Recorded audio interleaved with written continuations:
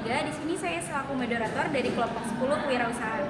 Di sini kelompok kami akan menjelaskan mengenai tentang etika dalam usaha. Oke, di sini saya akan menjelaskan pengertian etika. Etika itu sebenarnya sederhana. Etika adalah pedoman yang membantu kita melakukan membedakan mana yang baik dan mana yang buruk dalam bersikap. Etika juga mengatur bagaimana kita berperilaku supaya tidak merugikan orang lain. Dalam kehidupan sehari-hari, etika terlihat dari hal kecil, misalnya bersikap sopan, jujur, menghargai orang lain, dan bertanggung jawab. Sedangkan dalam dunia bekerja dan bisnis, etika itu penting karena keputusan yang kita buat bukan cuma soal untung atau rugi, tapi juga soal kejujuran, keadilan, dan tanggung jawab sosial. Di sini saya akan menjelaskan tentang pengertian etika bisnis. Etika bisnis itu sebenarnya aturan moral yang dipakai dalam dunia usaha, yang artinya perusahaan atau pelaku bisnis gak cuma mengejar keuntungan, tetapi juga harus tetap melakukan hal yang benar dan dengan prinsip dan adil. Yang pertama itu ada prinsip moral dalam bisnis. Mempertimbangkan dampaknya bukan hanya untuk perusahaan, tapi juga untuk karyawan, pelanggan, dan juga masyarakat. Lalu yang kedua itu ada lebih dari standar kepatuhan hukum. Etika bisnis ini lebih luas dibandingkan hanya mematuhi hukum. Walaupun sebuah tindakan legal, belum tentu itu etis. Makanya perusahaan harus melihat apakah tindakan merugikan orang lain hukum atau tidak. Lalu yang ketiga itu ada pengambilan keputusan berbasis etika. Dalam pengambilan keputusan, etika ini membantu menentukan pilihan yang paling benar. Jadi kalau ada dua pilihan yang sama-sama menguntungkan, etika itu dipakai untuk memilih yang mana yang paling adil dan tidak merugikan orang lain. Lalu yang keempat, keputusan yang adil dan bertanggung jawab. Keputusan bisnis yang etis itu selalu mempertimbangkan keadilan dan tanggung jawab sosial, yang artinya bisnis harus berpikir dalam jangka panjang, bukan hanya untung cepat, bagaimana dampaknya buat orang lain. Gitu. Nah, di sini ada pengertian etika produk. Pengertian etika produk itu standar moral yang membimbing proses produksi atau etika yang menuntut produsen untuk tidak memanipulasi atau menipu konsumen, misalnya dengan menjual produk cacat atau tidak memberitahukan kekurangannya. Selain itu, produsen juga harus menghindari eksploitasi terhadap ketidaktahuan konsumen dan menjunjung kejujuran dalam penyampaian informasi produk. Nah, etika ini berperan penting dalam menjaga kepercayaan konsumen dan reputasi usaha. Dalam konteks ini, etika juga berfungsi sebagai panduan agar perusahaan tidak mengejar keuntungan, tetapi juga menjaga kepercayaan konsumen, kualitas produk, dan tanggung jawab sosial. Nah, yang etika produk yang tadi saya sampaikan, di sini ada keamanan dan kualitas produk, yaitu di mana produk harus diproduksi sesuai standar keamanan. Artinya barang yang dijual tidak boleh membahayakan pengguna. Contoh, produk makanan wajib mencantumkan tanggal kadaluarsa, komposisi, dan izin BPOM-nya. Yang kedua, kejujuran informasi produk. Itu di mana perusahaan harus memberikan informasi yang benar dan tidak menyesatkan. Contohnya, jangan mengklaim produk biasa menyebabkan penyakit jika tidak ada bukti ilmiahnya. Yang ketiga, tanggung jawab pada konsumen. Perusahaan ini berkewajiban memberikan layanan umat, jual, garansi, atau menerima pengembalian jika produk cacat.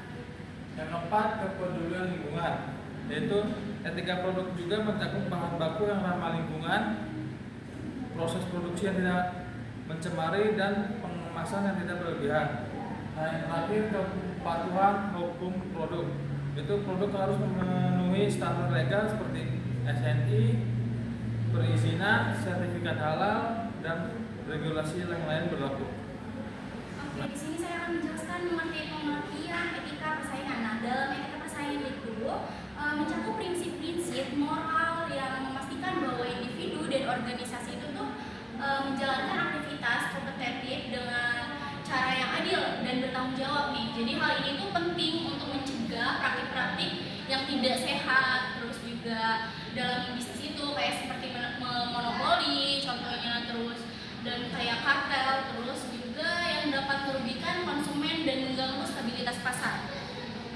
Nah, oleh karena itu, etika persaingan itu tidak hanya berbicara tentang kepatuhan terhadap hukum nih, jadi tetapi juga tentang kesadaran moral untuk mengutamakan keadilan, transparansi, integritas, dan tanggung jawab sosial.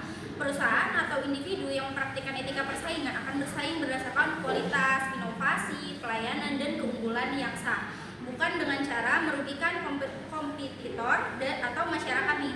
Etika persaingan itu menjadi landasan terciptanya lingkungan kompetitif yang sehat, nah yang pada akhirnya mendorong pertumbuhan ekonomi, inovasi, dan kepercayaan publik.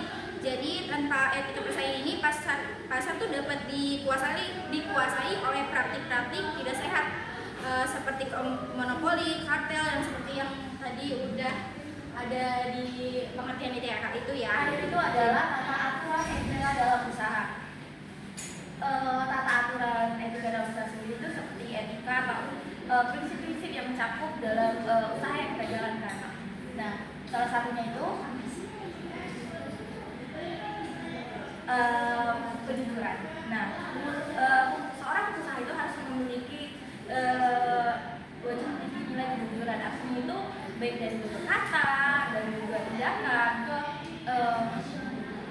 itu kenapa? Karena untuk membangun kepercayaan konsumen dan juga mitra kerja.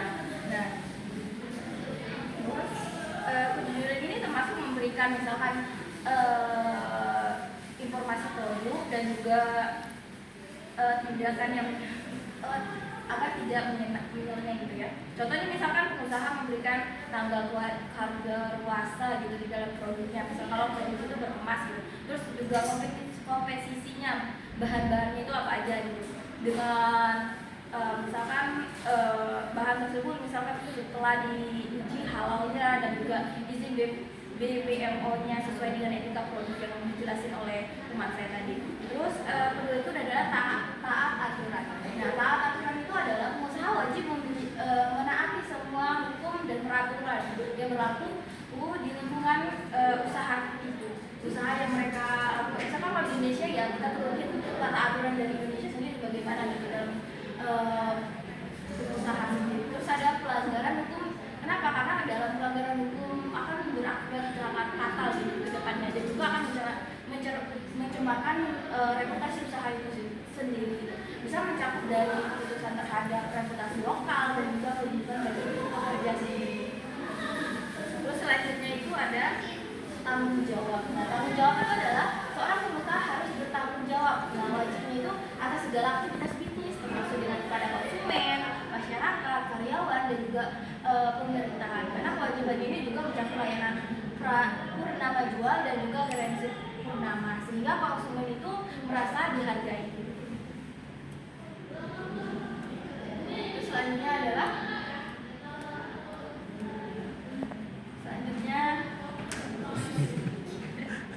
kepedulian sosial dan lingkungan. Nah, usaha itu harus juga memperhatikan dampak sosial dan juga lingkungan. Dan bukan yang dimaksud dampak lingkungan dari misalkan limbahnya gitu. Limbahnya itu dari misalkan kalau jual makanan atau produk itu pasti ada yang tempatnya. Nah, itu harus kita rencanakan gitu kemana saja jalurnya dan juga dimana bisa kalau bisa gitu usaha kita itu bisa kita daur ulang gitu limbah-limbahnya gitu biar dapat berfungsi juga. Terus selanjutnya disiplin dan komitmen. Nah, pengusaha juga harus memiliki sifat disiplin dan juga menjalankan usaha dengan konsisten dan komitmen baik pada visi maupun misi usaha yang dibangun sejak awal gitu. Nah, definisi mencakup misalkan pengolahan waktu dan sumber dari daya yang efektif. Terus yang ketiga itu adalah etika persaingan yang sehat. Jadi dalam usaha juga perlu namanya persaingan yang sehat. Dalam misalkan bisnis itu perusahaan harus menjaga persaingan yang adil dan juga tidak melakukan praktik curang, misalkan tabung taksel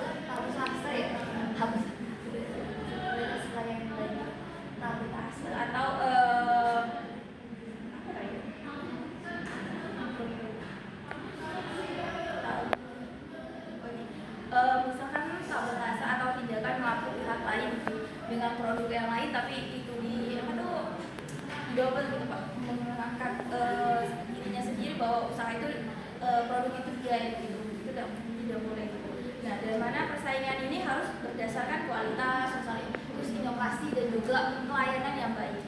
Terus yang ketujuh,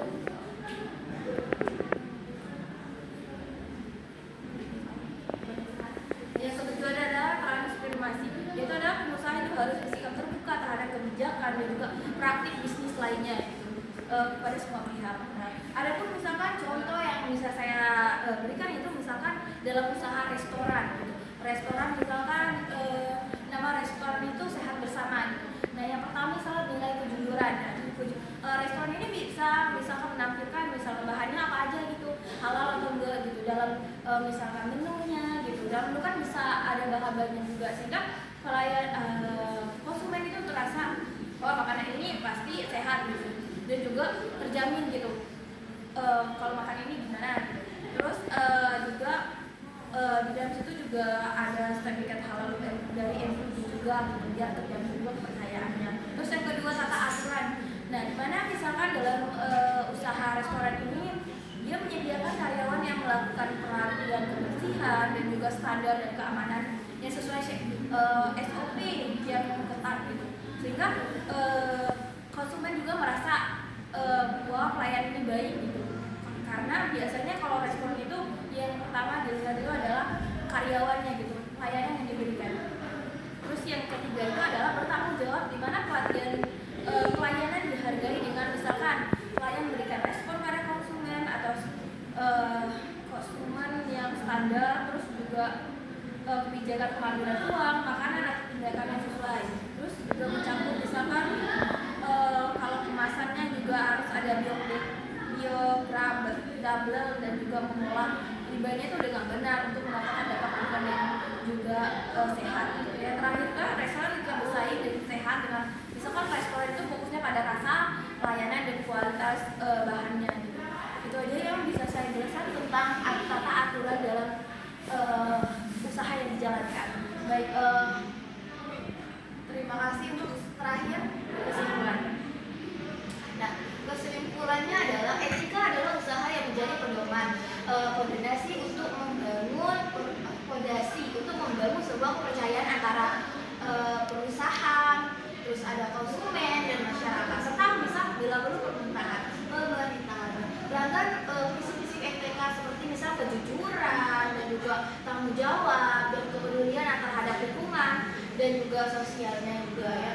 Terus tidak hanya mencakup reputasi yang baik, tetapi juga memastikan misalnya kebenaran usaha itu dalam jangka panjang. Nah, sekian dari kelompok saya. Bila ada salah kata atau tutur hal-hal yang tidak baik itu